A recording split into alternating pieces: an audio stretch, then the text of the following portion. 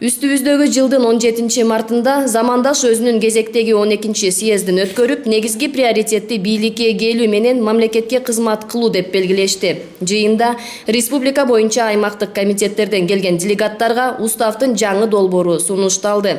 Эгер буга чейин замандаш партиясында тең төрагалык башкаруу өкүм сүргөн болсо, жаңы уставга ылайык бир төрагалык башкаруу институту каралган. Партиянын саясий кеңеши съездин делегаттары жаңы долбоорду кабыл алып, партиянын лидери катары Жеңиш Молдокматовду бир добуштан шайлашты. Урматтуу делегаттар, анда төрага Молдокматов Жеңиш Өмүргазиевич болсун дегенге кол көтөрүп, добушуңуздар берип коюңуздар, сунуштайм. Каршы? Калыс? Жок.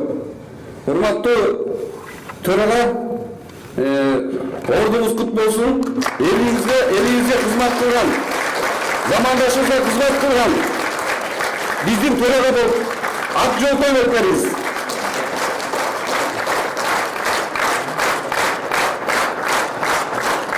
Партия бүгүнкү күндө олуттуу өзгөрүүлөргө муктаж экендигин жана жаңылануунун өзү жаңы идеялар, багыттуу иштер, максаттуу кадамдар экендигин билдиришти. Бирдиктүү жетекчилик, бир жоопкерчилик, бул чоң жоопкерчилик. Бир адамдын башына чоң жоопкерчиликтин келиши да бул.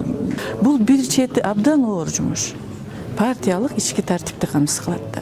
Эми Жеңиш ошо биздин партияда аябай ошо кризистик абал учурда келди да.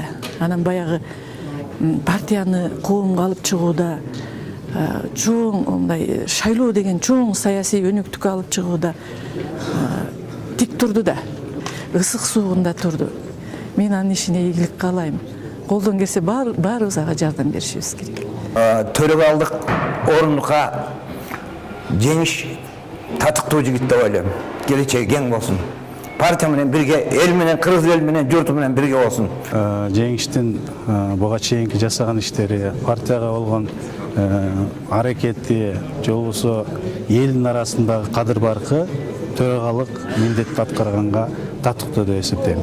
Мына бүгүнкү күндө да ушул замандаш партиясы мындан ары алып кетет деген ишенимдерди артып атабыз. Мына ошондуктан мен анын кандидатурасын колдойт элем.